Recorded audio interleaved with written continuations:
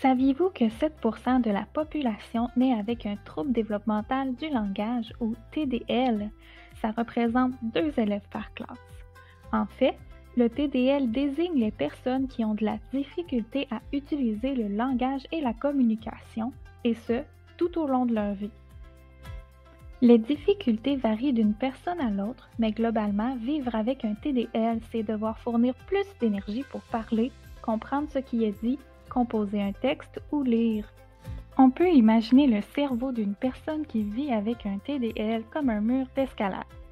Dans les zones responsables du langage et de la communication, des prises sont bloquées ou absentes. Il faut donc faire un détour pour réussir à atteindre le sommet. À l'adolescence, les défis liés au TDL peuvent limiter la poursuite de la scolarité après le secondaire et même que les jeunes qui vivent avec un TDL obtiennent 5 fois moins de diplômes universitaires que leurs pairs sans TDL. Les défis peuvent aussi rendre plus difficile la réussite de l'examen théorique pour l'obtention du permis de conduire, diminuer l'accès et le maintien en emploi ou les offres de promotion, ou nuire aux relations amicales et amoureuses.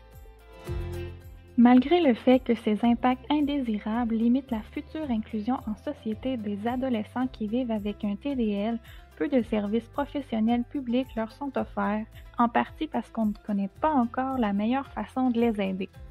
Par contre, récemment, une équipe de recherche a proposé que les habiletés de communication et le sentiment d'efficacité personnelle seraient reliés.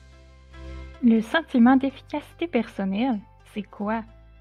Le CEP, c'est le fait de se sentir capable d'affronter les obstacles de la vie. Il est à la source de la motivation, de la productivité et du bien-être et serait un atout dans la transition de l'adolescence à la vie adulte. J'ai donc choisi d'explorer cette nouvelle piste de solution dans mon projet de maîtrise. Mon premier but était de confirmer si les HC et le CEP sont réellement reliés. Si oui, je voulais aussi essayer d'identifier quelles habiletés de communication le sont plus fortement. Pour atteindre ces objectifs, je devais d'abord trouver des adolescents qui vivent avec un TDL. Grâce à la collaboration des intervenants des écoles secondaires du Québec et des parents des jeunes, j'ai recruté 49 participants. Ensuite, j'ai utilisé 2 tests validés, soit un pour évaluer les habiletés de communication et l'autre pour mesurer le sentiment d'efficacité personnelle. Finalement, j'ai fait des statistiques en calculant des corrélations. Avec ces données, je peux aujourd'hui confirmer que les HC et le CEP sont reliés de façon significative. Les habiletés qui le sont plus fortement sont celles qui servent à participer efficacement à une conversation, comme le fait de s'ajuster aux personnes à qui l'on parle et à l'endroit où l'on est, de respecter le sujet de discussion et de s'engager activement dans l'acte de communication. Pour mieux soutenir les adolescents vivant avec un TDL dans leur transition vers la vie adulte, il faudrait donc leur apprendre à bien s'ajuster au code de la communication, à suivre le bon sujet de discussion et à plus s'engager dans la conversation.